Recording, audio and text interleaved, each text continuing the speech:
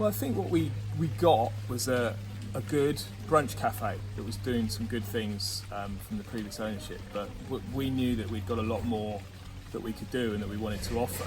So it was to kind of keep the reputation that it had and then build on that.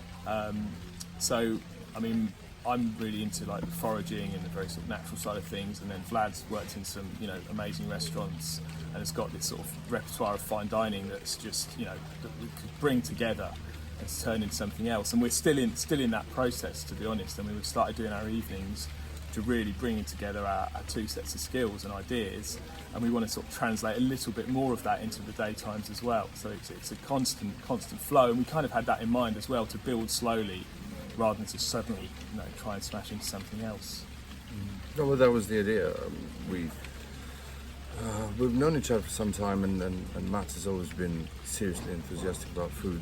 And we did some supper clubs together, and Matt actually came up with this idea, and I was quite excited to be invited to get involved. And it is an ongoing process. We are developing, and there are moments when we realise maybe not that direction, carry on that direction. It's all about knowing your surrounding, knowing your community, knowing your ingredients, and Suffolk is possibly a county with the best food ingredients, and it hasn't been utilised to a full maximum, to a full potential. That's what we think, and that's where we saw the opening.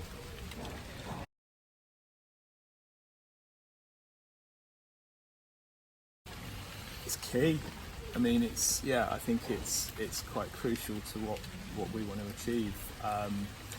There's no particular ethical urge for it. It's a part of it. You know, it's we want to produce stuff that's made with stuff nearby. There's that sort of French concept of terroir and all of that sort of thing, and the idea of being able to run a restaurant in this country that's using stuff that's within the same county, and I mean, in many cases within the same council boundary of the same town. You know, there's sort of the forage stuff, and some of the farms that we use are really, really close by. So it's just really exciting to be able to do it. I mean, from a selfish perspective, it is just really exciting.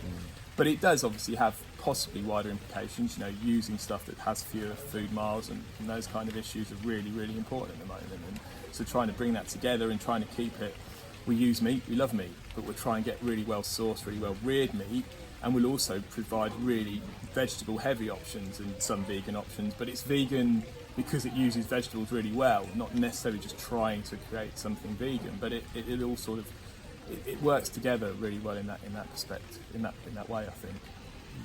I can't agree more. It's in our internal manifesto. That is when Matt has created our internal kind of 10 commandments, if you will. That was the main thing: local sourcing, seasonal eating, foraging.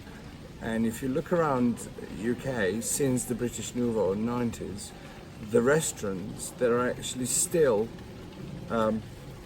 miles ahead of everybody else are the ones who are doing, you know, you had organic, utilizing everything around Lake District. Even Heston Blumenthal doing that in around Fat Duck and that whole area. That is the great cooking. And when you refer to what your grandma used to, we all do, like the grandma used to do. Well, in a way, it's actually literally that, because we are looking at some very old recipes, which are actually vegan by default, but they haven't been labelled vegan. Yeah. You know, and we cook them, and people appreciate them, and it's sometimes almost difficult to explain to people. Actually, this has been there for years, and that's what excites us. It excites us to kind of put a new twist to a very old dish. Yeah, it's like getting back to the roots, really. Yeah, exactly. Yeah. I think what you said about seasons is really important as well. You're absolutely forced into the seasons by sourcing locally, and everything that grows seasonally tastes better than anything that's forced to grow later in the year. So it kind of all plays into each other in that respect. There isn't a dull day around a table in a year, even in any household. There isn't a dull day in terms of ingredients. Every 365 days, divided in seasons, you have exciting months Whereas, you know, you have an asparagus month, you have cherry month, you have strawberries. This is a strawberry country. We have strawberries May to September, luckily. And that's great, you know, and that's what we want to explore. I have this strange thing that I've never put my finger on a particular movie that is all about food, you know. But I've always managed to see the scenes that would make me hungry.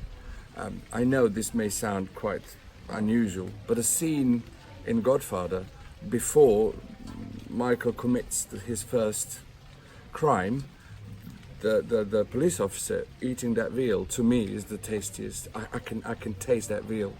Or when Marlon Brando is peeling an orange and it just tastes to me.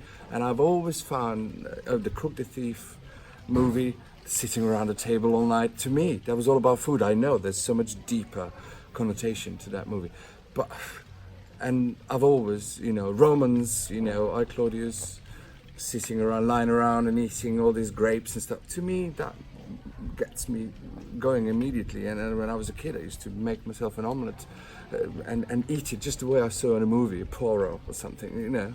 And that's how I see it. But to put a finger on one particular movie, I can't.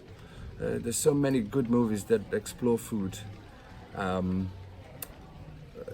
so many good ones explore ingredient. You see, but that's me. That's my 10p.